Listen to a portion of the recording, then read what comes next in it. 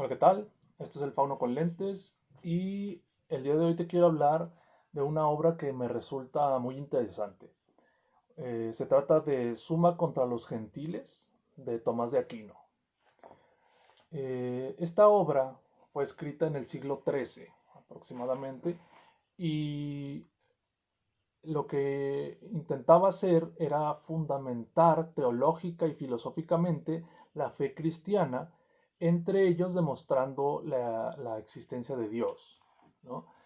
La obra se divide principalmente en tres partes, del cual yo me voy a centrar en el primer libro. Y para entender el título de la obra es importante aclarar que en ese tiempo los gentiles era un sinónimo de los infieles. De esta manera se puede entender Suma contra los gentiles también como compendio contra los infieles o tratado contra los infieles. La suma vendría a ser la suma o el compendio de filosofía o teología en este caso también, como una forma de fundamentar la fe cristiana, ¿no? La obra también se concibe como una especie de manual para posteriormente evangelizar a los musulmanes y a los judíos, y para ello pues habría que tener una base, pues como digo, filosófica y teológica muy firme, ¿no? En este tratado, en el primer libro, eh, Tomás de Aquino nos dice que hay cinco maneras de demostrar la existencia de Dios, ¿no? Y una de las principales es a través del movimiento. En el capítulo 13 de este primer libro, Tomás de Aquino se fundamenta en el trabajo aristotélico, que es un trabajo de lógica y de filosofía, y, y él nos dice que para demostrar la existencia de Dios, entendiendo a Dios como la causa prima o la causa original de todo, en este caso, centrándonos en el movimiento, sería la causa original del movimiento, habría que entender que, que todo cuanto se mueve es movido a su vez o no. Si no se mueve, esta es la causa original de movimiento, es decir, Dios, y ahí tendríamos la comprobación. Pero si se mueve, habría que buscar a su vez la causa por la que ésta se mueve, encontrando de esta manera a Dios. Nos daría dos opciones principales. O encontramos la causa última de movimiento, entre paréntesis, Dios en esta concepción teológica y filosófica, o proyectamos hasta el infinito una cadena de motores o causas primas de movimiento y cuerpos o seres movidos.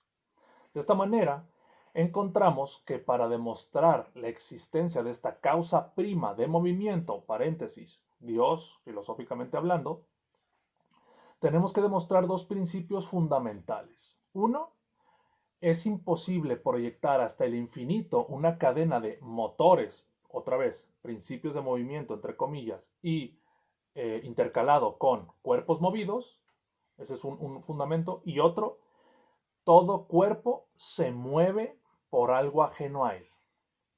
Para estos preceptos, Tomás de Aquino, una vez, repito, fundamentado en el trabajo aristotélico, da tres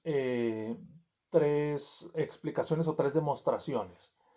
Y resumiéndola, dice que para entender cómo algo no puede moverse por sí mismo, sino por algo ajeno, y tomando el movimiento como algo fundamentalmente innegable, porque experiencialmente vemos cómo las cosas se mueven y los objetos se mueven, tendríamos que entender que lo que se mueve o se mueve por algo ajeno, fundamentando así lo que queremos comprobar, o se mueve por sí mismo.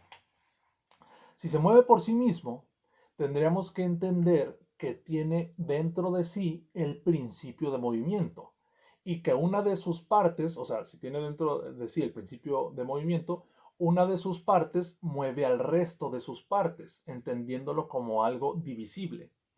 Si una de sus partes mueve al resto de sus partes, entonces, nuevamente, encontraríamos demostrado el primer precepto. Es decir, si una de sus partes mueve al resto de sus partes, algo mueve a otra cosa, es decir, no se mueve por sí mismo. Entonces ahí es un poco enredoso o es un poco paradójico, pero según esta teoría o según esta visión, ahí quedaría demostrado el primer precepto. El otro precepto que habría que demostrar sería que es imposible proyectar infinitamente una cadena de motores y cuerpos movidos. La demostración o la explicación que él te da es que los cuerpos intercalados, movidos, no podrían moverse si no tuvieran un principio de movimiento, porque todos serían secuenciales o todos serían intermediarios del movimiento primo. Entonces, si no tuvieran un movimiento original, un movimiento primario, no podían moverse, lo cual también es un poco paradójico, pero me parece muy interesante el punto de vista filosófico que maneja, ¿no?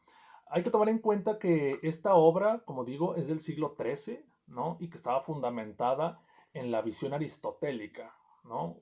La visión aristotélica de la filosofía natural duró muchísimos siglos imperando incluso en lo que posteriormente se conoció como la física, ¿no?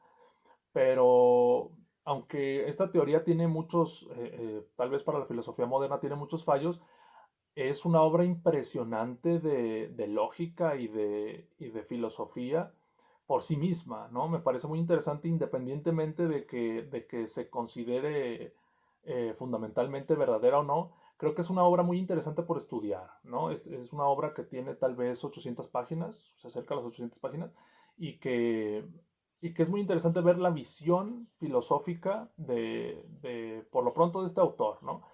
Me parece muy propicio resaltarlo. Eh, Dime qué opinas, déjame tus comentarios. ¿Crees que esto demuestra la existencia de Dios? ¿Cómo concibes a Dios? ¿Cómo habría que definir a Dios para demostrar su existencia? ¿Crees que se puede demostrar en primer lugar? Déjame en los comentarios, comparte estos videos, este contenido, suscríbete y muchas gracias por verme.